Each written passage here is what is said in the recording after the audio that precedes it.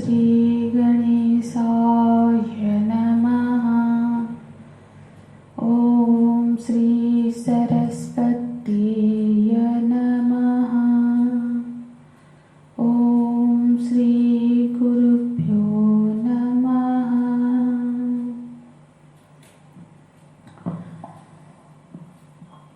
श्लोक नंबर 8 और 9 का पाठ करेंगे।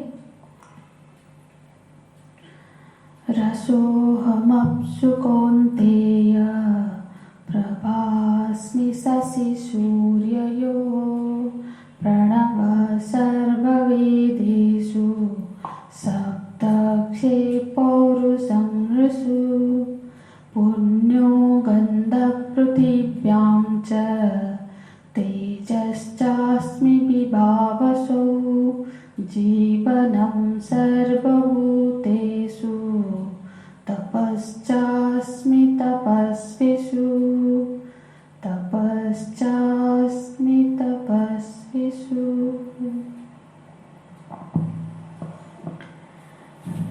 इस 7वें अध्याय में भगवान अपने सखा अर्जुन जी को अत्यंत गूढ़ और गोपनीय ज्ञान के बारे में बता रहे हैं। ये ज्ञान गोपनीय क्यों है? क्योंकि जो स्वयं स्वरूप से ही सर्व देश में है, सर्व काल में है, सर्व रूप में रहकर भी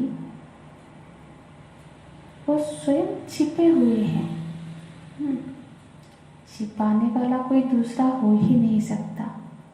माया अज्ञान क्या ब्रह्म को छुपा सकता है? क्या ब्रह्म पर कोई आवरण संभव है? कोई पर्दा हो सकता है? तो फिर अपने आप ही छुपे हुए हैं। ब्रह्म इतना कोई छोटा नहीं है कि उसको माया छिपा ले, कि उसको अविद्या उसको आवृत कर ले। तो उसको माया ने अविद्या ने ढका नहीं है, अपने आप ही छिपे हुए हैं।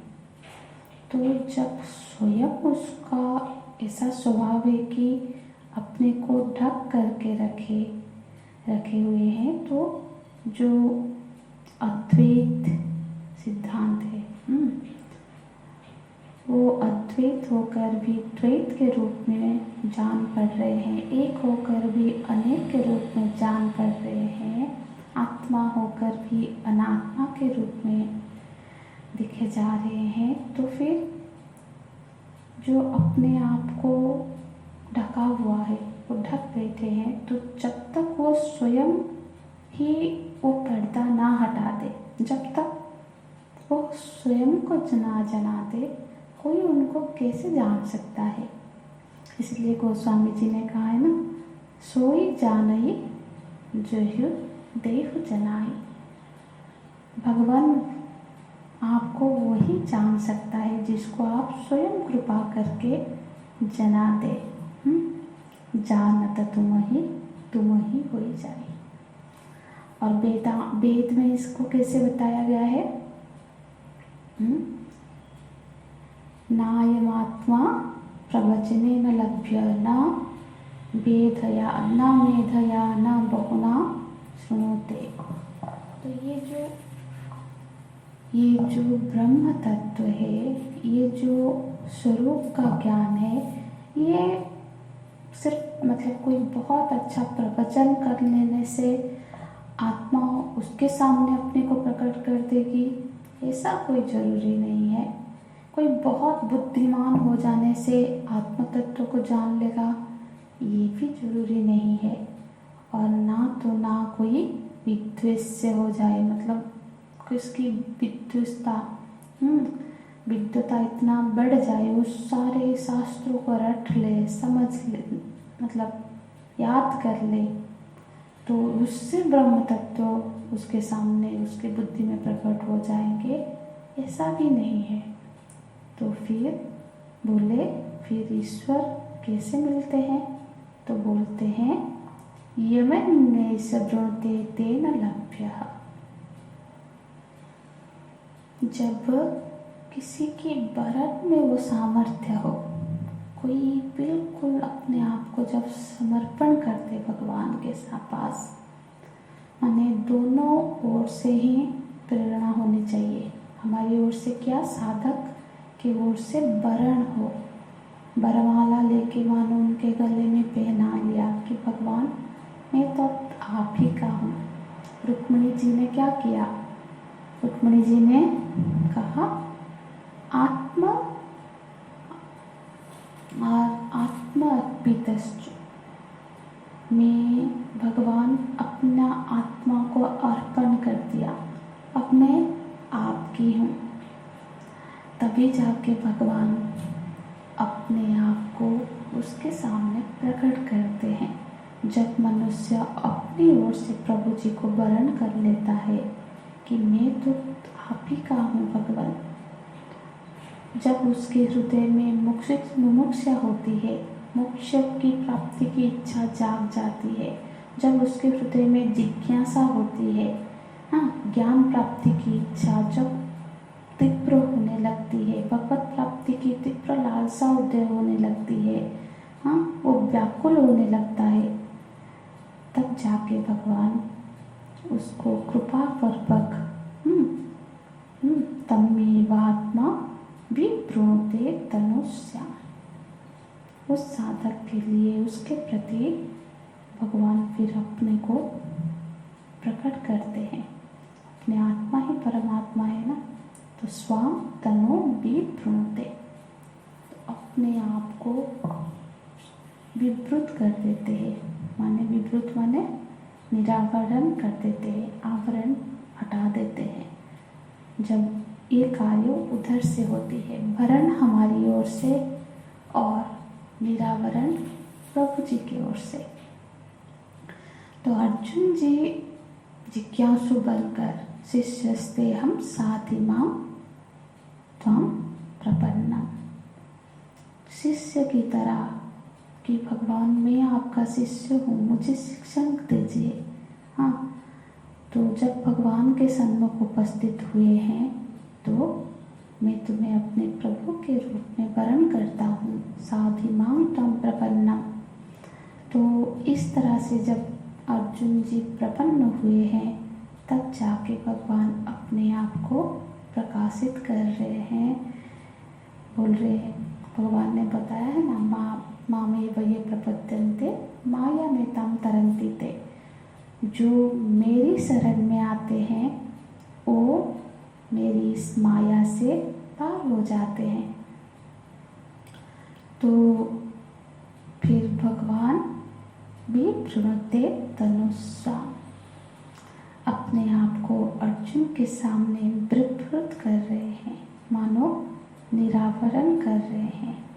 हाँ, कि क्या बोल रहे हैं, मत्तः परतरं किं नान्यत् किंचित अस्ति धनंजय, हे धनंजय, संपूर्ण विश्व में मैं ही भरपूर हूँ। हाँ, और इसी बात को अब आगे जब शिष्य बोलता है कि आप भरपूर तो हो, पर मैं आपको कैसे देखूं, भगवान भाष्यकार यहाँ बताते हैं कि केन केन धर्मेण विशिष्टे त्वयि सर्वम इदं प्रोत्रम इति उच्यते। यह समस्त जगत में किस किस तरह से, किस किस धर्म से युक्त होकर भगवान पिरोए हुए हैं, उसको बताने जा रहे हैं भगवान। कि और ये एक दृष्टांत के माध्यम से नहीं, 15 दृष्टांत देते हुए समझा रहे हैं कि मैं कैसे विश्व में व्याप्त हूँ, भरपूर हूँ। तो श्लोक देखते हैं।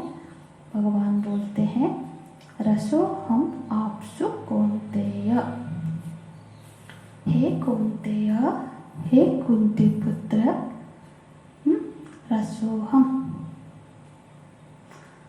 यहाँ भगवान सार वस्तु को बता रहे हैं कि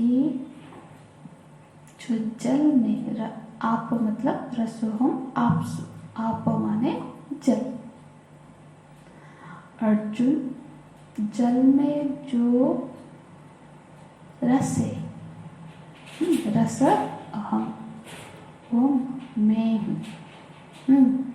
जल का सार क्या है? जल का सार है रस। जल का गुण रस है ना, तो रस माने क्या? रसो तृप्तिकरः। जिसको पा करके, जिसको पी करके तृप्ति हो जाए। रस माने कोई खट्टा मीठा ये नहीं, रस माने जो तृप्ति प्रदान करे। हाँ, जल पीते हैं तो क्या होता है? तृप्ति की प्राप्ति होती है। तो जल में जो तृप्तिकारक तत्व है, जो तृप्ति देने वाला है, वो मैं हूँ। क्योंकि जल के स्वरूप रूप में जो जल है उसमें कोई स्वाद नहीं होता है। रस मतलब ये खट्टा मीठा ऐसा कुछ नहीं होता है जल में। मिला के बनाए तो वो अलग बात है, पर जल में जो तृप्ति का गुण है, जल में जो तृप्ति देने वाली चीज़ है, उसी को रस बोलते हैं। वो रस भगवान कह रहे हैं कि मैं हूँ। तो जब जब हम जल पिए और उससे तृप्त हो तो हमारे मन में ये एहसास हो कि उस समय क्या भाव होना चाहिए कि भगवान से हमको हमारी मुलाकात हो गई, तृप्त हुए।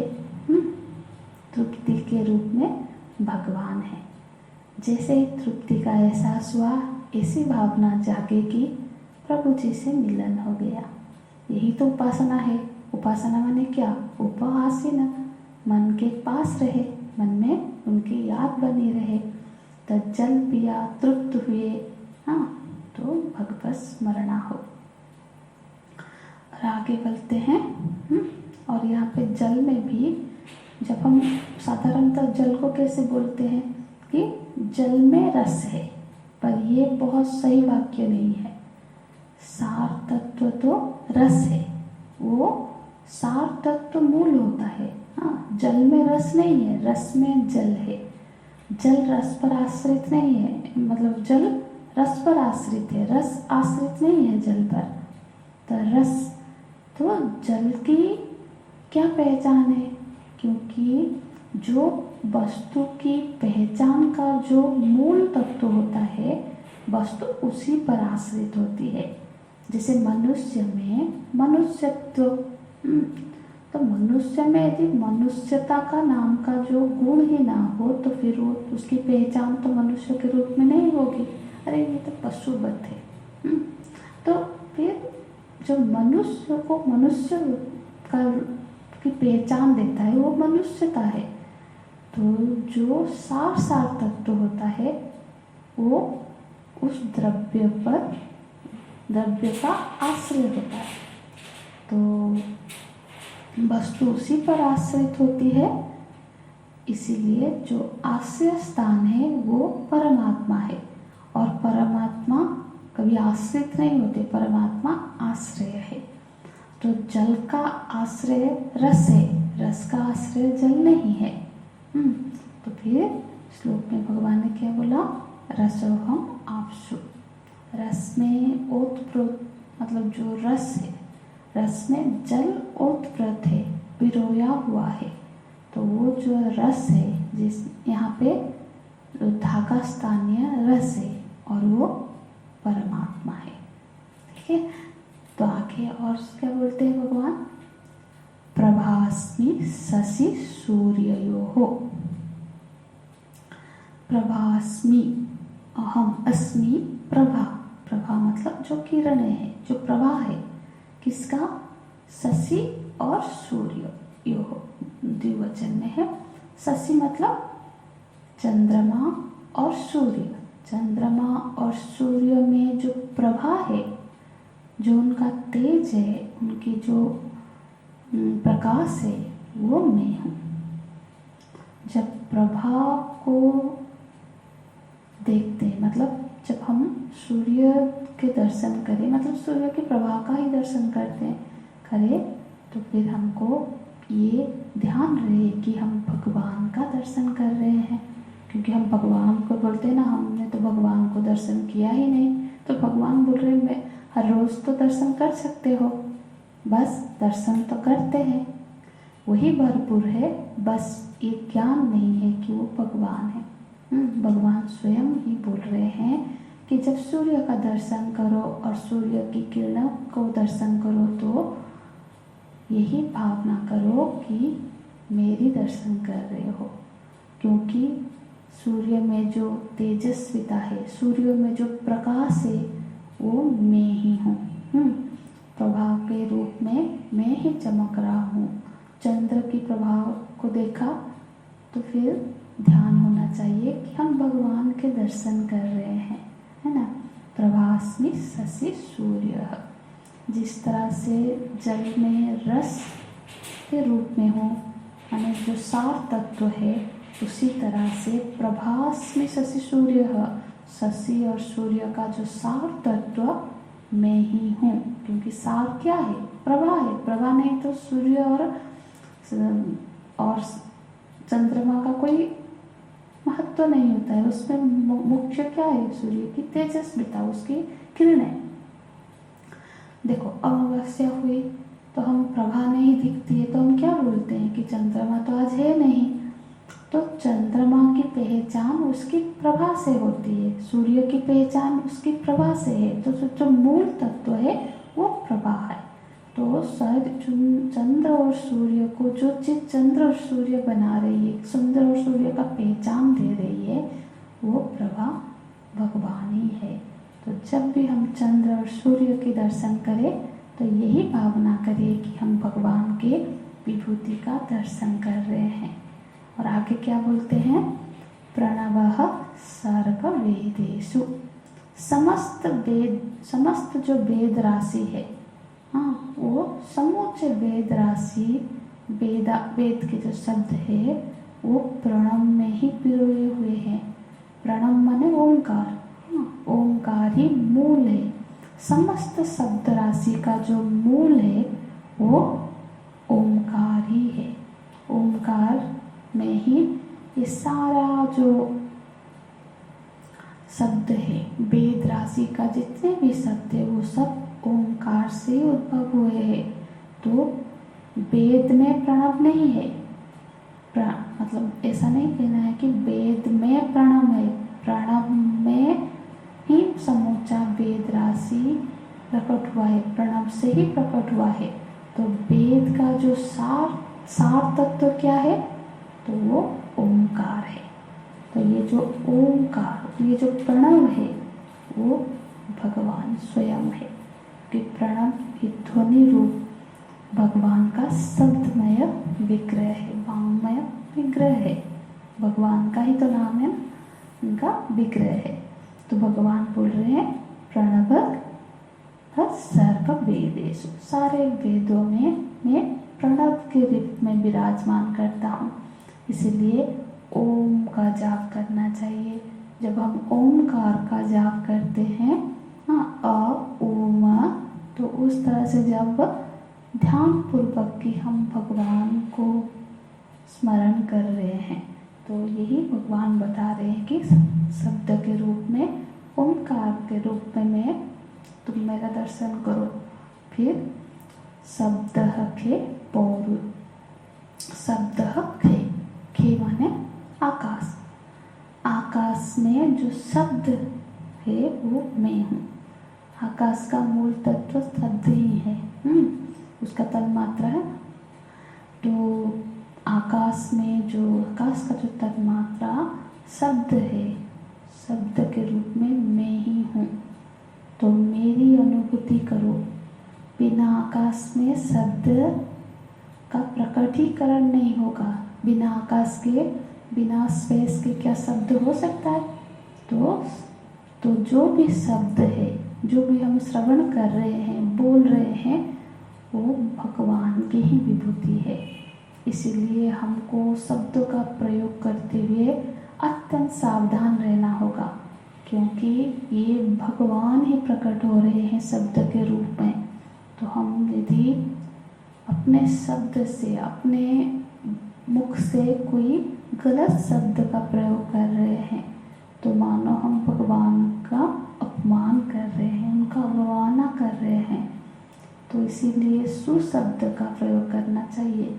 इसीलिए शास्त्रों में बताया गया है कि जो ब्राह्मण होते हैं, जो कुलीन होते हैं, वो कभी भी कोई अपशब्द का प्रयोग नहीं करना चाहिए। ये अत्यंत अनुचित और दोषपूर्ण होता है। तो हमको ध्यान रखना चाहिए कि किसी भी तरह का अपशब्द हमारे मुख से प्रकट न हो, क्योंकि शब्द के रूप में भगवान ही विराजते हैं। तो भगवान बोल रहे हैं शब्द रखे। और फिर पौरुषम निषु। तो पौरुष मतलब पुरुष में जो पौरुषत्व है वो मैं हूँ। पुरुष मतलब शरीर से तो बहुत पुरुष होते हैं, पर सब में पुरुषत्व नहीं होता। वो एक बहुत बड़ा दैवी गुण है, किसी के सामने न झुकने का।